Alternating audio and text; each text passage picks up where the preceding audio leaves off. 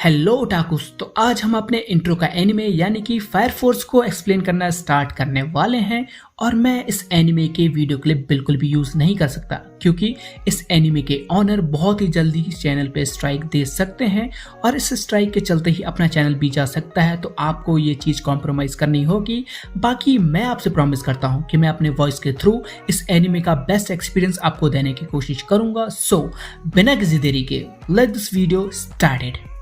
Open my eyes and I'm ready to go to new time. I told you long ago on the road, I got what they waiting for. Nothing, dog, get your soul, just telling me. Episode के start में हमें train में एक person को दिखाया जाता है जिसके अंदर से अचानक से आग निकलना स्टार्ट हो गई होती है और वहीं वो आग पूरी बोगी में फैल गई होती है, जिसके चलते ही उस बोगी को ट्रेन से अलग किया जाता है और हमें देखने के लिए मिलता है कि वो नॉर्मल पर्सन एक अजीब से क्रिएचर में ट्रांसफॉर्म हो गया होता है जिसे इस एनिमे में इन्फर्नल के नाम से बुलाया जाता है। वहीं हमें इस स्टोरी के मेन कैरेक्टर को दिखाया जाता है जो कि उस इन्फर्नल को रोकने की कोशिश कर रहा होता है, पर इसके पहले ही वहां पर फायर फोर्स की कंपनी 8 पहुंच गई होती है जिसके सारे मेंबर मिलकर उस इन्फर्नल को रोकने में लग गए होते हैं, जहां पे एक सिस्टर उस इन्फर्नल की आत्मा की शांति के लिए प्रार्थना कर रही होती है। वहीं कंपनी 8 का लीडर उस इन्फर्नल के कोर यानी कि उसके हार्ट को डिस्ट्रॉय कर देता है जिससे उस इन्फर्नल का काम तमाम हो गया होता है। बट इन्फर्नल को रोकने के चक्कर में वहां की तबाही के चलते ही स्टेशन का एक मलबा सिस्टर के ऊपर आके गिरने ही वाला होता है, जिसे देखते साथ ही अपना मेन कैरेक्टर अपनी पावर का यूज करता है जिसमें उसके पैर से फायर निकलते हैं और उसका यूज बिल्कुल वो किसी एक रॉकेट की तरह करता है और वो जल्दी से जाकर उस सिस्टर को बचा लेता है, जिसे देखकर सारे लोग काफी सरप्राइज होते हैं। और वहीं अपना मेन कैरेक्टर अपना नाम शिनरा काशिकाबे बताता है जो कि एक 3rd जनरेशन का फायर फाइटर होता है। वहीं कंपनी 8 का लीडर उसके पैरों के निशान देखकर कहता है कि यही है डेविल्स फुटप्रिंट जिसके बारे में उसने काफी सुना हुआ है। जिसके बाद शिनरा फायर फोर्स की कंपनी 8 के हेडक्वार्टर पहुंच गया होता है, पर वहां जाकर वो एक वियर्ड चीज नोटिस करता है कि कंपनी 8 तो एक नई बनी हुई कंपनी है, पर इसके बाद भी उनका हेडक्वार्टर बिल्कुल खंडर की तरह है। वहीं वाइस कैप्टन शिनरा को उनके कैप्टन से मिलाने जाता है, जहां पर कैप्टन खुद को इंट्रोड्यूस करते हुए बताता है कि उनका नाम आकिटारो ओबी है और वहीं वाइस कैप्टन अपना नाम टाकीहिशे इनुवा बताता है। वहीं पर कैप्टन जब शिनरा की फाइल देख रहा होता है तो वो उसके वियर्ड सी स्माइल को नोटिस करता है और शिनरा उन्हें एक्सप्लेन करते हुए बताता है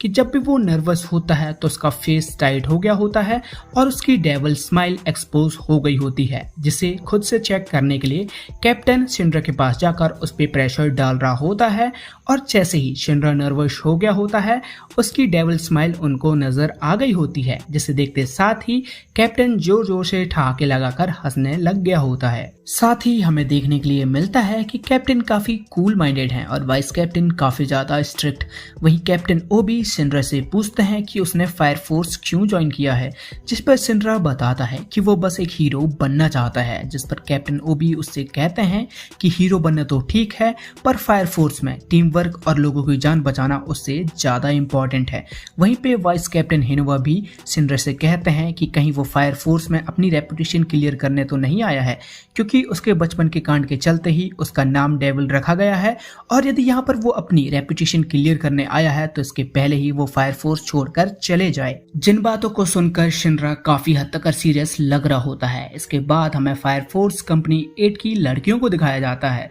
जिसमें माँ की सिस्टर आयरिस से पूछ रही होती है जब शिनरा ने उसकी जान बचाई थी तब उसे ये तो नहीं लगा था कि शिनरा ही उसका प्रिंस चार्मिंग है। जिन बातों को सुनकर सिस्टर आयरिस सोचती है कि माँ की बाहर से काफी रफ एंड टफ और भले ही मैनली क्यों ना दिखती हो पर उसके दिमाग से वो बिल्कुल छोटी बच्ची है। इसके बाद वो दोनों शिनरा से मिलने जाते हैं, जहां पर सिस्टर आयरिस शिनरा से थैंक्स कह रही होती है उसे बचाने के लिए, जिस पर शिनरा कहता है कि एक हीरो होने के नाते उसका तो ये एक फर्ज था। जिन बातों को सुनकर माँ की अपनी छोटी बच्चियों वाली हरकत करने लगती है, जिसे देखकर सिस्टर आयरिस उसके सिर पर एक जोर का मारती है। उसके बावजूद भी माँ की अपनी छोटी बच्चियों वाली हरकत नहीं छोड़ती। इन सब चीजों को देखकर वाइस कैप्टन हिरुआ की काफी सटक गई होती है, इससे उन दोनों की फट गई होती है। जिसके बाद कैप्टन ओबी उन सबको बता रहे होते हैं कि लोगों में आग लगना कब और कैसे स्टार्ट हुई उन्हें नहीं पता, पर एक दिन अचानक से पूरी दुनिया के लोग आग से झुलसना स्टार्ट हो गए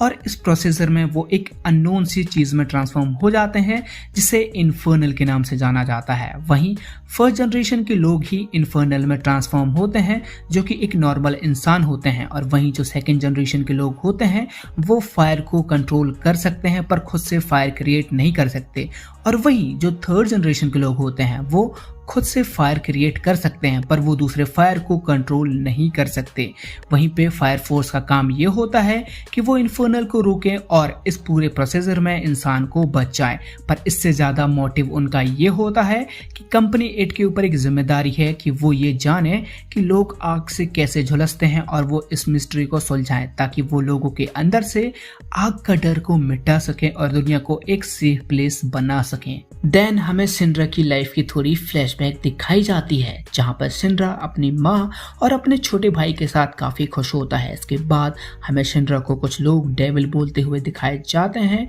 और वहीं जब सिंड्रा को उसकी दादी माँ को सौंपा जाता है तो उसकी दादी माँ सिंड्रा को अपने साथ रखने से साफ इनकार कर देती है क्योंकि उसके हिसाब से सिंड्रा ने अपनी फैमिली को मारा होता है और इतना सब करने के बाद भी वो स्माइल कर रहा होता है, इसलिए उसकी दादी माँ सिंड्रा को डेविल के नाम से बुलाती है। वहीं हमें सिंड्रा की फ्लैशबैक में एक सींग वाले इन्फर्नल को भी दिखाया जाता है जिससे सिंड्रा अपने पूरे दिल से नफरत करता है। जिसके बाद फायर फोर्स कंपनी 8 को एक कारखाने में आग लगने का मैसेज मिलता है, साथ ही साथ उन्हें पता चलता है कि वहां पर एक इन्फर्नल भी है। जिस बात को सुनते साथ ही अपनी टीम रेडी होकर उस लोकेशन के लिए निकल गई होती है जहां पर जाते हुए शिंड्रा अपनी माँ को याद कर रहा होता है और उस याद में उसकी माँ शिंड्रा को अपना हीरो कह रही होती है। इसके बाद अपनी टीम उस कारखाने वाली लोकेशन में पहुंच गई होती है जहां पर काफी ज्यादा आग लगी होती है, और उस आग को देखते साथ ही शिंड्रा अपने घुटने टेक देता है क्योंकि उसके पास्ट में भी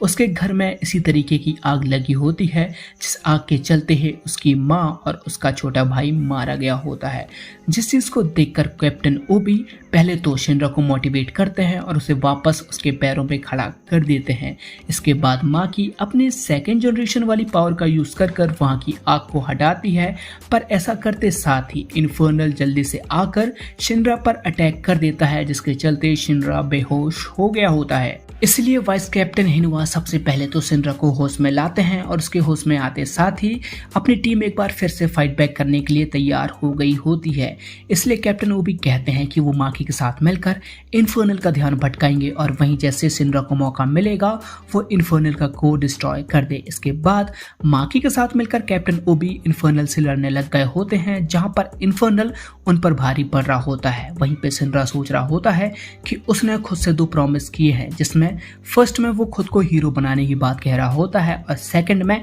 अपने फैमिली को बचाने की, जहां पर उसने सेकंड प्रॉमिस को पूरा नहीं किया होता है, इसलिए वो अपने फर्स्ट प्रॉमिस को पूरा करेगा। वहीं पर उसे अपनी माँ की बात याद आती है और उसकी माँ कह रही होती है कि वो हीरो बनकर उन्हें प्राउड फील कराए, और शिंड्रा वैसे ही करने की बात कह रहा होता है। और इन सब बातों को सोचकर वो फायर अप हो गया होता है और इन्फर्नल पर अटैक करने के लिए तैयार हो गया होता है, जिसे देखकर सिस्टर आयरिस उस इन्फर्नल की शांति के लिए प्रे करने लग गई होती है। और इसके बाद शिंड्रा इन्फर्नल की तरफ बढ़ गया होता है जहां पर इन्फर्नल शिंड्रा पे काफी सारे अटैक करता है और शिंड्रा उन सारे अटैक को डॉज करते हुए इन्फर्नल के कोर को डिस्ट्रॉय कर देता है। जिस अटैक को देखते साथ ही माँ की सरप्राइज होते हुए कहती है कि थर्ड जनरेशन के फायर फाइटर सच में काफी ज्यादा पावरफुल होते हैं। इसके बाद जब अपनी टीम कारखाने से बाहर आती है तो काफी सारे लोग उनके लिए चीयर कर रहे होते हैं। जिस चीज को देखते साथ ही कैप्टन ओबी शिंड्रा से कहते हैं कि वो अपने हीरो बनने के सफर पे कदम बढ़ा चुका है, और इसके साथ ही यहीं पर एपिसोड का भी एंड होता है। सो गाइस, ये थी आज की वीडियो, और यदि आपको ऐसी वीडियो और चाहिए तो आप हमारी वीडियो पे लाइक और हमारे चैनल को सब्सक्राइब कर अपना सपोर्ट हमें जरूर दिखाएं। सो टाकुस अगली मुलाकात आपसे जल्दी होगी नेक्स्ट वीडियो में। तब तक के लिए take care and good bye.